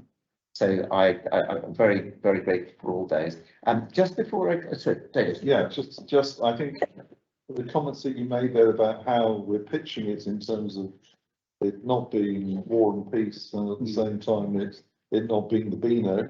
So there's somewhere between the two is absolutely right about where we want it to be. But I think therefore in terms of the board looking at it, it will be, I think it's such an important document for us to get right that we need quite a bit of time to look at that and to, you know, to pull it around a little bit and you know, make suggestions so that you know, it's not in no sense can we rubber stamp it and say, well, you know, that's it. So I think that's one that we really do need to get our pens out and chisel a bit. Thank you very much. And I am the lead member that's appointed on the strategic transport plan. I'd be very happy, David, as vice chairman, you would also like to come on to that. And then again, it brings as we've seen on so many of these strategies, we've been able to bring them back to the board with a greater understanding, and with at least one board member as having filled very strongly into it. Before I bring Rob in on the carbon baseline, there are a number of recommendations across papers A, C and D, and which we do need to make sure are we consider as a board. And in fact, there is some conflicts, I think, between recommendations in A and those in C and D. So we can get around that quite easily, I think. So the first recommendation on A is to note the content of the report, the programme, and the programme update report. Are we all content with that, board members? Yeah, thank you. So that will be fine. The second one on A is on the alternative fuel strategy, to approve the strategy, etc. But actually on paper D itself, we have a slightly larger group recommendation. So I propose to take the recommendations on paper D instead, which are: number 1, to approve the report on alternative fuels for freight. Number 2, to approve the next step to undertake the shortlisting of potential locations for hydrogen refuelling and electric vehicle charging stations, with the work to be undertaken by Midlands Connect STB on behalf of the Department of Transport. And number 3, officers to be delegated to take forward the shortlisting of potential locations for hydrogen refuelling and electric vehicle charging stations. If board is content, I think we've made our contribution to that, assuming that officers will indeed take on board the comments that have been made and generally agreed by the board. I think we would be happy to grant their delegation and to approve those 3 recommendations. Yes. Yeah. Chair, if I may, before we move on, please. You used the word assumption. Will officers take those things on? Can we say subject to? Subject to, yeah. Yeah, I will leave you to word that as you will, if that's okay. Yep. Assume is famously dangerous. Yes. Well, I tell you what, we do have, who's our lead member for alternative fuels? That might be me as well, actually. If members would be. Excellent. Pressure where it belongs. If members would be content that they need to do so in consultation with the chair. Yes. Yeah? Yes. Yes. Thank you very much indeed, and that's the recommendation that we will approve. The third recommendation on A is that we approve the strategic cycling strategy, and I think with the discussion that we've had today, I don't think that we are in the position to do that at the moment. Yeah, I think we are ready to note it. We see the encouraging parts of that, but we would like to see a further iteration, and we do also, I think, need to ensure that we have member oversight of that as it goes forward. I think there's a gap that you've highlighted yourself there geographically that needs filling. Yeah. Thank you. Would a member like to take on the particular responsibility for working with officers to be ready for the next meeting? Otherwise, I will do so if no one else. I'll take that for now then, and if anybody else would like to take that, very happy for them to do so. But we will not yet approve recommendation 3. And again, for the STP, I think there's a fuller list of recommendations on paper C than there is in paper A, and that the members of the board are recommended to approve the proposed structure for the issues and options paper and the draft strategic transport plan. And secondly, to approve the engagement strategy for the issues and options paper as set out in Appendix 1. And I'm happy to approve that if everyone else is. Yeah, so that is also approved. Thank you very much indeed. So now, before we move off this item, we have the carbon baseline, which I'll ask Rob Murphy. And apologies that we are almost out of time now, but I will ask you to do so as swiftly as you can. It is interesting to all of us, it really is. Yeah, thanks, Chair. Yeah, Rob Murphy, Water Council, but leading on the carbon tool. So, the purpose of the tool is to both inform the strategic plan, but importantly, to also inform our respective local transport plans. So we can rely on this tool rather than go out and buy and purchase our own ones. The methodology really is a bottom-up approach, and the diagrams on the right, when you see them, are meant to describe the amount of data that's gone in, built on the regional model we've got. There's also a slice and dice approach, whereby there's the ability to cut across data and see data in different ways, so you can add value really to the data that you see. And it's following the Buildings Connect approach in doing that. We've got 2019 baseline year, with 2030 and 2040 forecast years, and aligning what James said earlier,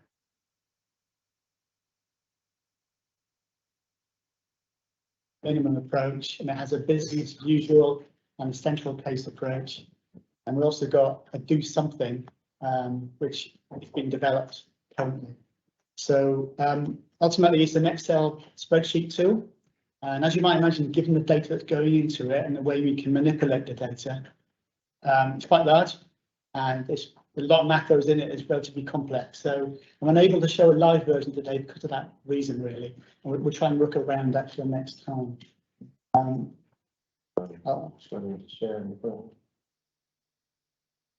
keep talking to my slides.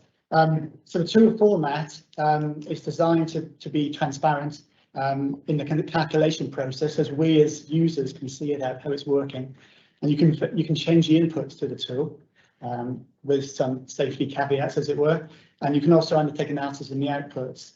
And it's broadly split into 3 sections. There's emissions data summaries, and that helpfully is based around a dashboard, and that's the place where you can also see these levers, sensitivity levers, that you can vary across currently 45 measures that we've got in there, and they're broadly based on the avoid, shift, improve methodology. So you can see a certain scenario, you can adjust the levers and see what the carbon outputs are. There are then calculation sheets. So for the baseline, there's calculation sheets for that, for each of the road, tabs, which are the rail tabs and public transport tabs. So you can see the results of what's happening. And there are also the inputs really, which is largely from the DFT's transport and appraisal guidance tables, but other inputs as well. And ultimately, we proceed to do minimum two, the business as usual in the central case. So I'm currently having a look at that now, alongside with associated documents in terms of a user guide and methodology, how the levers work, etc.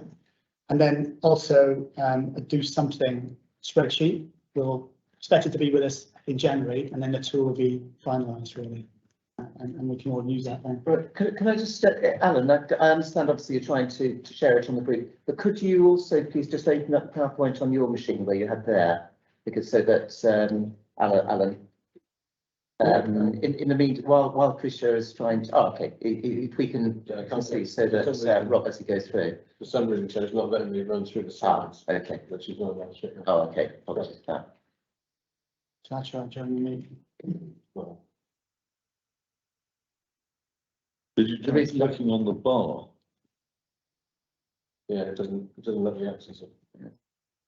The reason that I'm asking that for board members is that this tool that's been developed, that Rob's taking us through at the moment, one of the ways that you can slice and dice it basically is to look at what the scenarios, this is me simplifying it greatly, but what changes in the carbon baseline will be the result in our individual local authorities as we start to make changes. And so the hope is that in using the tool that Rob's managed to get together here, which will be distributed to us, we can start to look at what measures will have the greatest effect on our own carbon baselines. And that's something which we know the local authorities that we all need, but very few of us have got the resource to be able to commission a tool like this. If we can do so instead through the Western Gateway, then we not only find out our own, are able to analyse our own local authorities' emissions and potential, but also to see how it affects the area strategically. So that's the reason that I really wanted Rob to be able to show what's going on.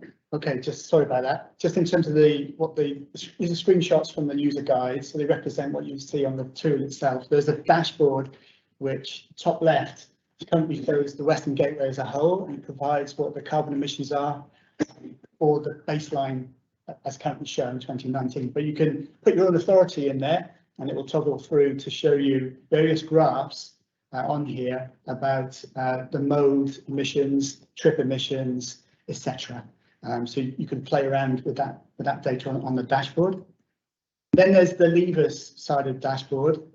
So the levers there's 45 of those again. So you can alter the lever amount and that alters the calculations that the emissions are based on. So again, you can play around with that to suit certain types of scenarios. Could you just give us an example of one lever, just verbally? Yeah, I mean, they're built around the avoid shift improve. So there's things like 20-minute neighbourhoods. There's things like increasing the EV proportion of the fleet. There's things like increasing bus use, etc. Like that. So there's a lot of opportunity to try things around.